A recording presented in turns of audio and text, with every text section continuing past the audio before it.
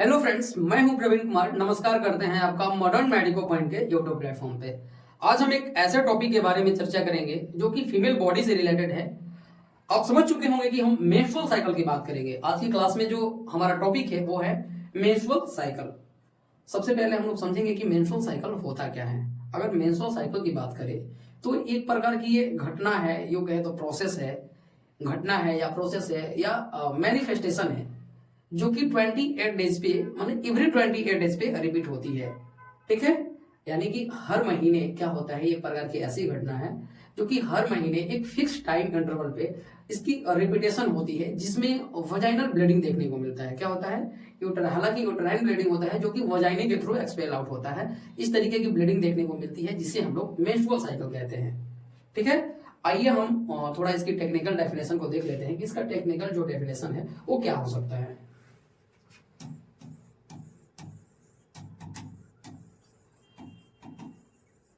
Definition: it is characterized by a natural but complex. It is a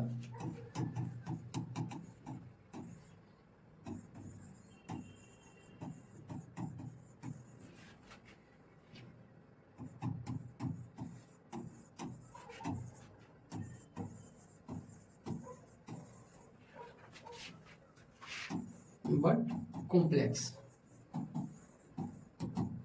ये जो process है, जो menstrual cycle की जो पूरी प्रोसेस है, ये नेचुरल प्रोसेस है जो कि कॉम्प्लेक्स है। कॉम्प्लेक्स ये टॉपिक नहीं है, यानी कॉम्प्लेक्स का मतलब कि कॉम्प्लिकेटेड। ये टॉपिक कॉम्प्लिकेटेड नहीं है। ये जो प्रोसेस है, जो मैनिफेस्टेशन है मेंस्ट्रुअल साइकिल, ये कॉम्प्लिकेटेड होती है यानी कॉम्प्लेक्स होती है। ऐसे इस प्रकार से ये कॉम्प्लेक्स हो जाती है या कॉम्प्लिकेटेड हो जाती है। इसमें जो बॉडी के बहुत सारे ऑर्गन्स जो है इन्वॉल्व होते हैं और एक का प्रभाव दूसरे पे, दूसरे ऑर्गन्स का प्रभाव तीसरे पे, ऐसे करके एक कोऑर्डिनेशन बनती है। इसमें कोई भी अगर किसी भी ऑर्गन का प्रभाव जो है उसके अगले ऑर्गन्स पे नहीं पड़े तो ये जो पूरी मेंस्ट्रुअल साइकिल है क्या होती है, एबनॉर्मल हो जाती है। इस तरीके से ये जो प्रोसेस है क्या होता है, कॉम्प्लेक्स हो जाता है यानी कि कॉम्प्लिकेटेड हो जाता है। ठीक है ना। तो it is characterize by natural but complex. ये क्या है, नेचुरल प्रोसेस है और कॉम्प्लेक्स भी है। ठीक है, इसमें होता क्या है कि visible manifestation,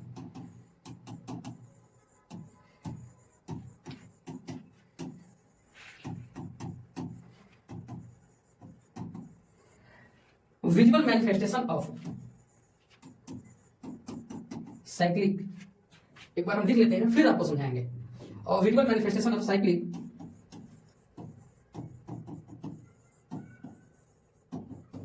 physiological uterine bleeding,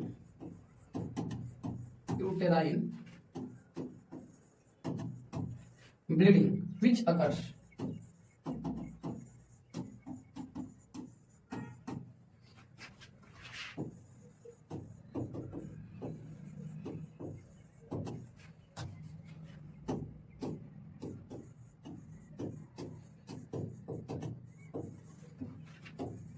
breaking of endometrium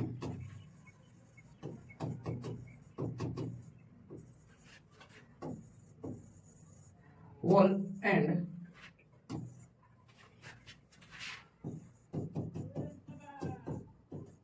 expelled out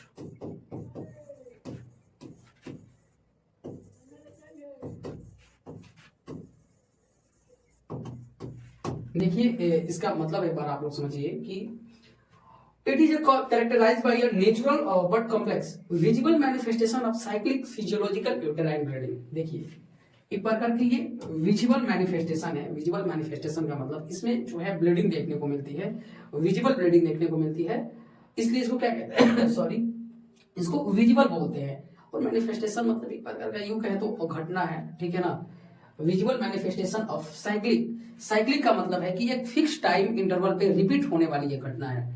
cyclic physiological uterine bleeding, physiological का मतलब किसी प्रकार की कोई पैथोलॉजिकल कंडीशन नहीं है। जो मेंस्ट्रुअल साइकिल होती है एक नॉर्मल प्रोसेस होती है, नेचुरल प्रोसेस होती है। ये एक प्रकार की किसी प्रकार की कोई डिजीज नहीं है, ये नॉर्मल है यानी कि फिजियोलॉजिकल यूटेराइन ब्लीडिंग देखने को मिलती है। ठीक है ना, uterine bleeding which occurs due to breaking of endometrium wall and expel out through the vagina. इसमें क्या होता है, ये जो ब्लड देखने को मिलता है मेंस्ट्रुअल साइकिल में, ये एंडोमेट्रियम जो वॉल होता है यूट्रस का, उसी का उसी वही जो होता है ना कि ब्रेक डाउन होता है, और ब्रेक डाउन होकर के क्या होता है, एक्यूमुलेट होता है यूट्रस में ही, और वही ब्लड के रूप में एक्सपेल आउट होता है वजाइना के थ्रू, ठीक है। देखिए physiological uterine bleeding which occurs due to breaking of endometrium wall. Endometrium wall जो होता है यूट्रस का लोअर एंड और वॉल होता है, वही क्या होता है, ब्रेकडाउन होता है और एक्यूमुलेट होता है किसमें, यूट्रस में, और वही जो है वजाइना के थ्रू ब्लड के रूप में बाहर निकलता है, ठीक है। तो expelled out through the vagina, ये जो प्रोसेस है ये एक प्रकार का विजिबल मैनिफेस्टेशन है, ठीक है, विजिबल मैनिफेस्टेशन है। इसकी बात करें तो ये जो पूरी जो प्रोसेस है इसके होने के पीछे कुछ इनविजिबल इंटरप्ले होते हैं, जिसके कारण ये जो सारी प्रोसेस है होती रहती हैं। जिसका अगर हम लोग इनविजिबल प्रोसेस की बात करें तो क्या होता है, यहां पे देखिए expelled out through the vagina, ठीक है। अब देखिए because of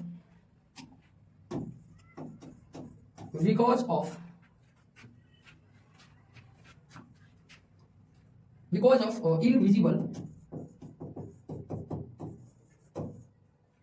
interplay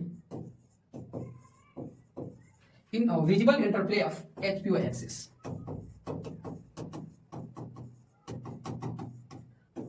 HPO axis देखिए ये जो पूरी घटना है, जो मेंस्ट्रुअल साइकिल की जो पूरी प्रोसेस है, ये क्या होता है, ये जो पूरा है आधारित रहता है किस पे, और HPO एक्सिस पे। HPO एक्सिस क्या होता है, आइए हम एक स्लाइड लेते हैं और HPO एक्सिस के बारे में थोड़ा समझ लेते हैं। एज फॉर होता है हाइपोथैलेमस एचपीओ एक्सिस।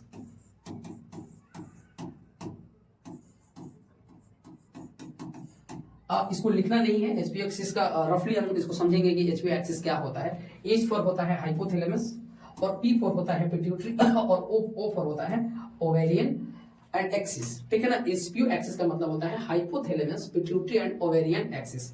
इसमें हाइपोथैलेमस पिट्यूटरी ग्लैंड और ओवेरी जो होता है इन्वॉल्व होता है एज से। यहाँ पे देखिए एज फॉर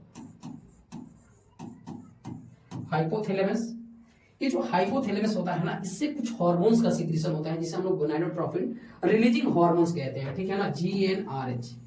जीएनआरएच जो होता है यहाँ से रिलीज होता है, और ये जो हार्मोन्स होता है ये जाके एक्ट करता है किस पे, एंटीरियर पिट्यूटरी पे वर्क करता है, और यहाँ से कुछ हार्मोन्स होते हैं जो रिलीज होते हैं, ठीक है ना। यहाँ से जो हार्मोन्स होते हैं रिलीज होते हैं और ये जाके वर्क करते हैं किसपे, ओवेरी पे वर्क करते हैं, और ओवेरी से कुछ हार्मोन्स का सिक्रीशन होता है वो जाके यूट्रस पे करते हैं। तो एच फॉर हाइपोथैलेमस हो गया, और यहाँ से पी फॉर पिट्यूटरी हो गया, और ओ फॉर ओवेरी हो गया, ठीक है ना। तो देखिए हाइपोथैलेमस, पिट्यूटरी और ओवेरी जो है इन्वॉल्व हो गया, इसी को बोलते हैं एचपीओ एक्सिस। और फिर इसके बाद जो ओवेरी से जो हार्मोन्स का सिक्रीशन होता है वो यूट्रस पे जाके वर्क करता है, और इस तरीके से हमको फाइनल जो होता है ब्लीडिंग देखने को मिलता है, ठीक है। तो एचपीओ एक्सिस आप समझ चुके होंगे कि एचपीओ एक्सिस क्या होता है। एचपीओ एच फॉर हाइपोथैलेमस से कुछ हार्मोन्स का सिक्रीशन होता है जो जाके पी फॉर पिट्यूटरी पे वर्क करते हैं, और पिट्यूटरी से भी जो पिट्यूटरी ग्लैंड है उससे कुछ हार्मोन्स का सिक्रीशन होता है जो ओ फॉर ओवेरी पे जाके वर्क करते हैं, और ओवेरी से कुछ हार्मोन्स का सिक्रीशन जो होता है वो जाके यूट्रस पे काम करता है, और फाइनली जो है ब्लीडिंग देखने को मिलता है, ठीक है। अब इसको हम लोग माइक्रोस्कोपिक लेवल पे समझेंगे अगले वीडियो में, लेकिन अभी जो आज जो हमें इतना समझना जरूरी था कि एचपीओ एक्सिस होता क्या है, ओवरऑल एक माइंड में हम लोग फिगर ले लिए कि एचपीओ एक्सिस जो है क्या होता है। अब चलिए अगले स्लाइड में चलते हैं, और जो इसके बाद की जो हमारी हेडिंग है वो है कि normal criteria for menstrual cycle, ठीक है ना। यानी कि मेंस्ट्रुअल साइकिल की को फुलफिल करने के लिए कुछ नॉर्मल क्राइटेरियाज हैं जिसको फॉलो करना चाहिए, तभी जाकर के क्या होगा, नॉर्मल मेंस्ट्रुअल साइकिल देखने को मिलेगा। जिसमें ये सबसे पहले हम हेडिंग लगाते हैं कि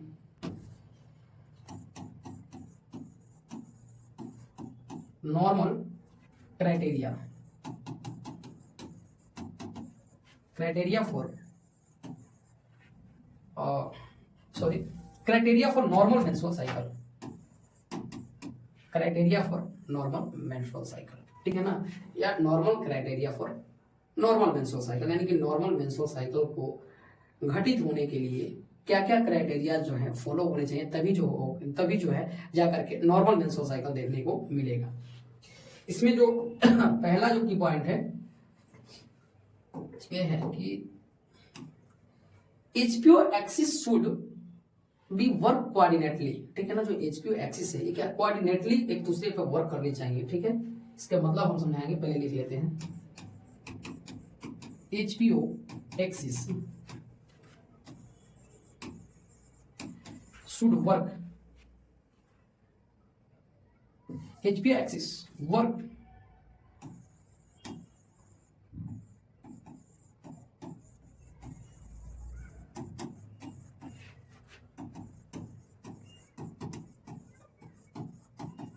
HPO axis should be work coordinately, ठीक है ना। जो एचपीओ एक्सिस है वो कोऑर्डिनेटली जो है वर्क करने चाहिए, यानी कि जो हाइपोथैलेमस का जो हॉर्मोन्स है, हाइपोथैलेमस का जो हॉर्मोन्स है, जो हाइपोथैलेमस से जो हॉर्मोन सिक्रीट हो रहे हैं, ये जाकर के ओवेरी पे सॉरी पिट्यूटरी ग्लैंड पर वर्क करने चाहिए, और यहाँ से जो हार्मोन का सिक्रीशन हो रहा है ये जाकर के ओवेरी पे वर्क करने चाहिए, और ओवेरी से जो हार्मोन निकल रहे हैं ये रिस्पॉन्सिव होने चाहिए, किसके लिए, यूट्रस के लिए, ठीक है ना। ये कोऑर्डिनेटली एक का प्रभाव दूसरे पे, दूसरे का प्रभाव तीसरे पे, इस तरीके से अगर कोऑर्डिनेशन बन रही है, यानी कोऑर्डिनेटली एक दूसरे पर वर्क कर रहे हैं, तभी जो है जाकर के नॉर्मल मेंस्ट्रुअल साइकिल देखने को मिलेगा। अगर हाइपोथैलेमस से हार्मोन सिक्रीट हुआ और जाके पिट्यूटरी पे काम ही नहीं किया तो नॉर्मल मेंस्ट्रुअल साइकिल देखने को मिलेगा नहीं ना।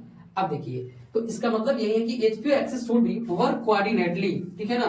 अब देखो अगला जो इसमें क्राइटेरिया है वो है कि आउटफ्लो ट्रैक्ट, जो आउटफ्लो ट्रैक है वो मोस्ट बी पेटेंट होने चाहिए, ठीक है ना। इससे पहले हम लोग जानेंगे कि जो यूट्रस जो है, यूट्रस की जो एंडोमेट्रियम वॉल है वो रिस्पॉन्सिव होने चाहिए, किसके लिए, ओवेरियन हार्मोन्स के लिए। तो यहाँ पे एक लाइन है,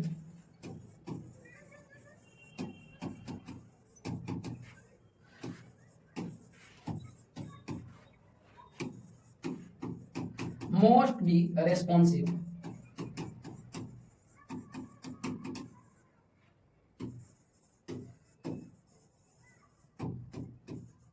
ovarian hormones, ठीक है।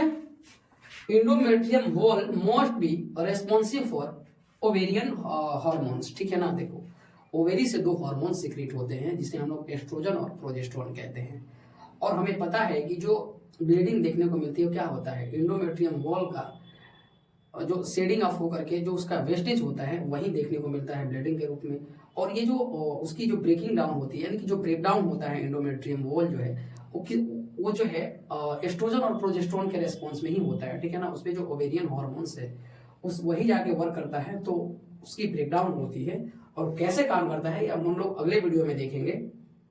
तो यहाँ पे सीधी सी मतलब है कि endometrium wall must be responsive, उसके लिए रेस्पॉन्सिबल होना चाहिए। अब ये ओवरी की जो हार्मोन्स है वो जाकर के एंडोमेट्रियम पे काम कर रहे हैं, वो उसके लिए रेस्पॉन्सिबल है ही नहीं, रिस्पॉन्स ही नहीं कर रहा है, उसके वर्क करने से कोई फर्क ही नहीं पड़ता एंडोमेट्रियम को, तो क्या होगा, नॉर्मल मेंस्ट्रुअल साइकिल देखने को मिलेगा नहीं मिलेगा, ठीक है। तो endometrium wall must be responsive for ovarian hormones, ठीक है ना। अब देखो जो अगला इसमें लाइन है वो है कि outflow track must be patent, ठीक है ना। Outflow track must be patent, ठीक है ना। देखो इसका मतलब ये है कि जो आउटफ्लो ट्रैक है, जो ब्लीडिंग होती है, जो वजाइनल ब्लीडिंग होती है, उसके लिए एक पाथवे होता है जो कि वजाइना के थ्रू या सर्विस से होकर के वजाइना के थ्रू एक्सपेल आउट होता है ब्लड। तो ये क्या है, एक प्रकार का पाथवे है या ट्रैक है, ये पेटेंट होने चाहिए। अगर मान लो कि ये नैरो हो गया, ये किसी प्रकार की कोई डिजीज कंडीशन है जिसकी वजह से क्या हो रहा है, नैरो हो गया और ब्लड जो है एक्सपेल आउट नहीं हो पा रहा है, तो ये नॉर्मल मेंस्ट्रुअल साइकिल में नहीं आता है। पूरी मेंस्ट्रुअल साइकिल की जो पूरी मैकेनिज्म है नॉर्मल चल रही है, और ब्लीडिंग जो है, जो ब्लड है एक्सपेल आउट नहीं हो रहा है, यूट्रस में ही एक्यूमुलेट हो रहा है, तो ये जो कंडीशन है ये नॉर्मल कंडीशन है, नॉर्मल मेंस्ट्रुअल साइकिल में नहीं आता है। तो नॉर्मल मेंस्ट्रुअल साइकिल होने के लिए ये जो outflow track must be patent, यानी कि जो ट्रैक है वो पेटेंट होने चाहिए ताकि जो ब्लड है आसानी से एक्सपेल आउट हो सके, ठीक है ना। अब देखो हम लोगों ने अभी पढ़ा कि जो क्राइटेरिया, कुछ नॉर्मल क्राइटेरिया है जो कि नॉर्मल मेंस्ट्रुअल साइकिल के लिए जरूरी है, ठीक है ना। अब जो अगला जो हमारा हेडिंग है वो है की पॉइंट्स कुछ देख लेते हैं। इसके बाद हम लोग पूरी मैकेनिज्म को समझेंगे कि मेंस्ट्रुअल साइकिल की पूरी मैकेनिज्म क्या होती है, क्या होता है, हाइपोथैलेमस से कौन से हार्मोन्स रिलीज होते हैं, वो जाके कैसे पिट्यूटरी पे काम करते हैं, फिर वो जाकर के ओवेरी पे कैसे काम करते हैं, एक एक चीजों को माइक्रोस्कोपिक लेवल से हम लोग पढ़ेंगे, यानी कि बारीकी से हम लोग पढ़ेंगे। तो इससे पहले हम लोग कुछ की पॉइंट्स है नॉर्मल मेंस्ट्रुअल साइकिल से रिलेटेड, जिसमें हम लोग देखेंगे कि ब्लीडिंग फेज क्या होता है, ब्लीडिंग ड्यूरेशन क्या होती है, मेंस्ट्रुअल साइकिल कितने दिन की होती है, नॉर्मल मेंस्ट्रुअल साइकिल कितने दिन की होती है, इसमें ब्लड लॉस कितना होता है, इन्हीं सब चीज़ों के बारे में चर्चा करेंगे। तो आइए, तो अभी अब जो हमारा हेडिंग वो है की points related with menstrual cycle.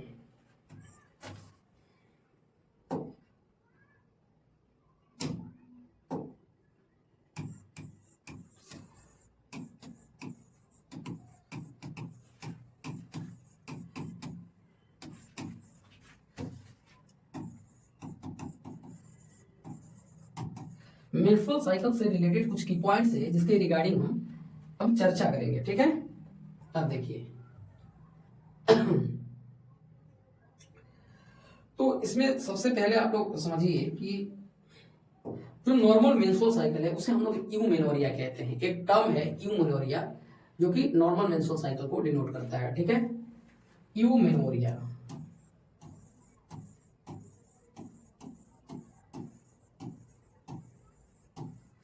यूमेनोरिया, यूमेनोरिया क्या होता है, normal menstrual cycle is known as यूमेनोरिया।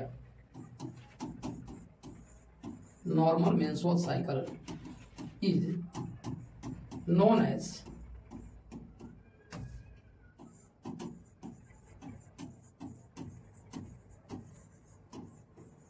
यूमेनोरिया, ठीक है ना। ये पहला की पॉइंट्स हुआ और अगले की पॉइंट्स पे चलते हैं। और अगला जो की पॉइंट्स है कि menstrual cycle repeat every 28 days. Menstrual cycle repeat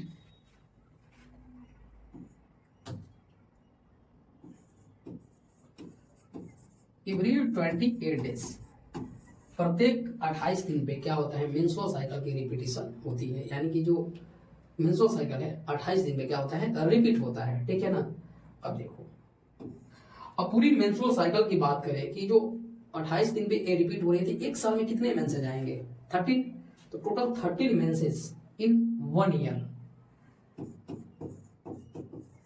total 13 message या मेंस्ट्रुअल साइकिल, ठीक है ना। Total 13 menstrual cycle in 1 year, in 1 year, ठीक है ना।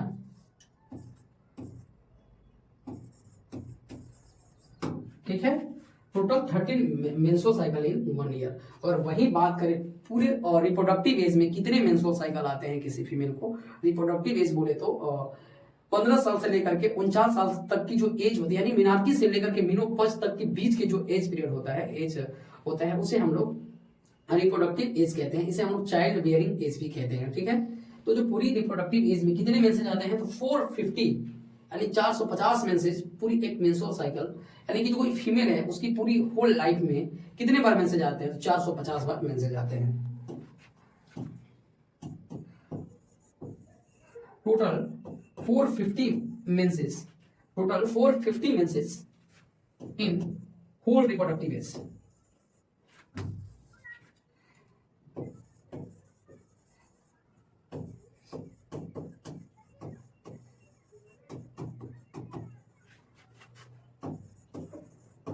कितने मेंसेज आते हैं इसमें, टोटल 450 मेंसेज। पहला है यूमेनोरिया, नॉर्मल मेंस्ट्रुअल साइकिल को हम लोग यूमेनोरिया कहते हैं, ठीक है। Menstrual cycle repeat every 28 days, जो प्रत्येक 28 डेज पे क्या होती है, मेंस्ट्रुअल साइकिल की रिपीटेशन होती है। और हर एक महीना क्या होता है, एक बार मेंस्ट्रुअल साइकिल आता है। Total number of menstrual cycle year की बात करें तो 13 मेंस्ट्रुअल साइकिल क्या होते हैं, एक साल में 13 मेंसेज आते हैं, ठीक है ना। अब टोटल 400, अगर पूरे रिप्रोडक्टिव एज की बात करें तो 450 मेंसेज आते हैं पूरी रिप्रोडक्टिव एज में, यानी कि पूरी होल लाइफ में एक फीमेल को 450 मेंसेज आते हैं लगभग। ये अप्रोक्सीमेटली एग्जैक्ट 450 नहीं होता है, इधर उधर डेटा हो सकता है, लेकिन माना गया है कि 450 ही होता है, ठीक है ना। अब देखो, अब हम लोग इसमें बात करेंगे ब्लीडिंग फेज की, ठीक है ना। एक बार हम लोग बात कर लेते हैं कि इसमें ब्लीडिंग फेज क्या होता है, ठीक है। अगला की पॉइंट है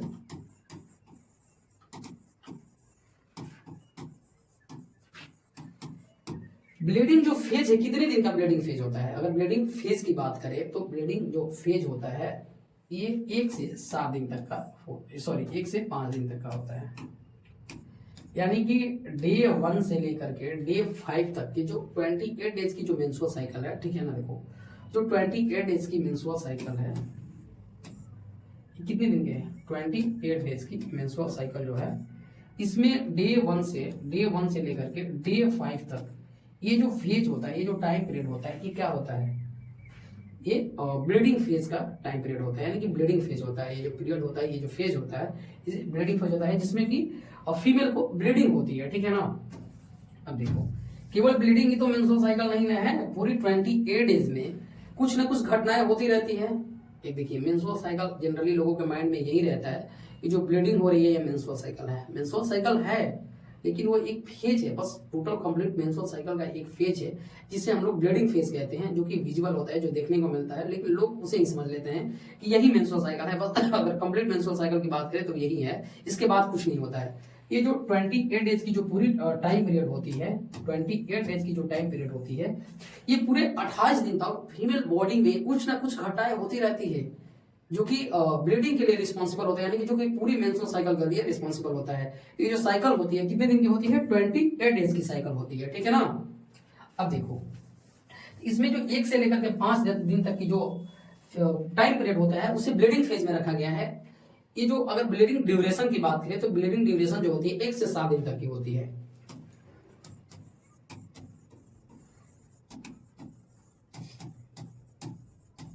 ब्लीडिंग ड्यूरेशन 1 से 7 दिन तक की होती है, 1 से 7 दिन तक की। अब आपको माइंड में आपके माइंड में ये कंफ्यूजन होगा कि जो ब्लीडिंग फेज है 1 से 5 दिन और ब्लीडिंग ड्यूरेशन 1 से 7 दिन तक की कैसे हो गई। तो देखो जो फेज है ना, 1 से 5 दिन तक मान लिया गया है कि 1 से 5 दिन तक की जो टाइम पीरियड होती है वो ब्लीडिंग फेज में होता है। लेकिन ये जो ब्लीडिंग होती है, किसी की 2 दिन की हो गई, किसी की 1 दिन की हो गई, किसी की 4 दिन की हो गई, किसी की मैक्सिमम 7 दिन तक की हो सकती है, उसे नॉर्मल माना गया है, ठीक है ना, कि ये नॉर्मल मेंस्ट्रुअल साइकिल है। तो इस तरीके से ये दोनों डिफरेंट हो सकते हैं कि ये 1 से 5 दिन का तक का जो टाइम पीरियड होता है उसे ब्लीडिंग फेज कहते हैं, और 1 से 7 दिन तक ब्लीडिंग हो सकते हैं, मे भी 1 से 7 दिन तक हो सकता है, लेकिन जो ब्लीडिंग फेज है एक्चुअल 1 से 5 दिन तक ही माना गया है, ठीक है। अब देखो, अगर इसमें बात करें कि blood loss in one menses, ठीक है ना, blood total blood loss in one menses कितना होता है, 20 to 80 ml। कितना होता है, 20 to 80 ml एक मेंस्ट्रुअल साइकिल में ब्लड लॉस होता है, ठीक है ना। कितना होता है, 20 to 80 ml। अगर वहीं पे बात करें एवरेज ब्लड लॉस की, तो एवरेज ब्लड लॉस जो होता है 40 ml का होता है, ठीक है ना। एवरेज ब्लड लॉस की बात करें तो 40 ml। एक मेंसेज में किसी फीमेल को कितना ब्लड लॉस होता है, तो 40 ml याद रखना है। बहुत ही महत्वपूर्ण बातें हैं ये सब, ये पॉइंट्स जो हैं बहुत ही महत्वपूर्ण हैं, आप इसे याद रखें, ठीक है ना। Total blood loss in one message 20 से 80 ml, और वही एवरेज की बात करें तो 40 ml ब्लड लॉस होता है एक मेंस्ट्रुअल साइकिल में, ठीक है ना। और वहीं पे साइकिल की बात करें तो जो नॉर्मल साइकिल है, ये तो जरूरी नहीं है कि 28 डेज में ही रिपीट होती है, किसी की 27 दिन पे भी होती है, किसी की 30 दिन पे भी होती है, 31 या 32 दिन तक की भी हो सकती है नॉर्मल मेंस्ट्रुअल साइकिल जो है। तो अगर वहीं पे बात करें शॉर्टेस्ट साइकिल की,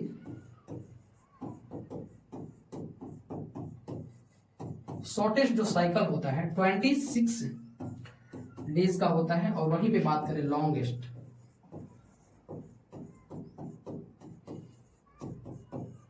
जो होता है 32 डेज का होता है। इसका मतलब ये है कि जो नॉर्मल मेंस्ट्रुअल साइकिल है वो 26 से लेकर के 32 दिन तक का हो सकता है, ठीक है ना। ये जो साइकिल है अगर 26 दिन पे भी रिपीट हो रहा है या 32 दिन पे भी रिपीट हो रहा है, मिनिमम बात करें तो मिनिमम 26 दिन पे भी रिपीट हो रहा है या मैक्सिमम 32 दिन पे भी रिपीट हो रहा है, तो ये नॉर्मल मेंस्ट्रुअल साइकिल माना जाएगा। अगर इसके बाद हो रहा है 33 दिन पे हो रहा है, 34 दिन पे हो रहा है, तो ये क्या होता है, एबनॉर्मल कंडीशन हो जाता है, ठीक है ना। अब देखो, अगर अगला बात करें, अगले की पॉइंट्स की बात करें, तो ये जो कलर होता है मेंस्ट्रुअल जो ब्लड होता है, मेंस्ट्रुअल ब्लड की जो कलर होती है डार्क रेड होता है, ठीक है ना। तो मेंस्ट्रुअल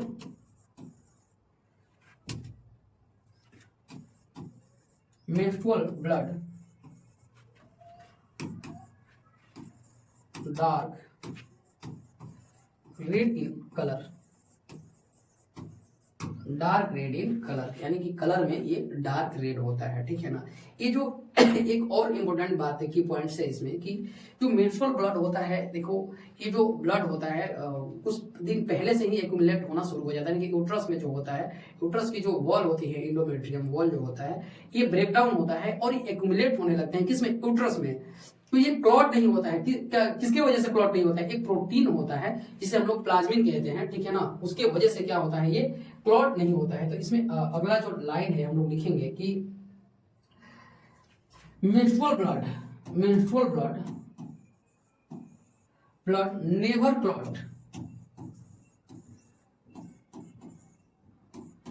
नेवर क्लॉट, कभी एक क्लॉट नहीं होता है। क्यों? Due to a protein,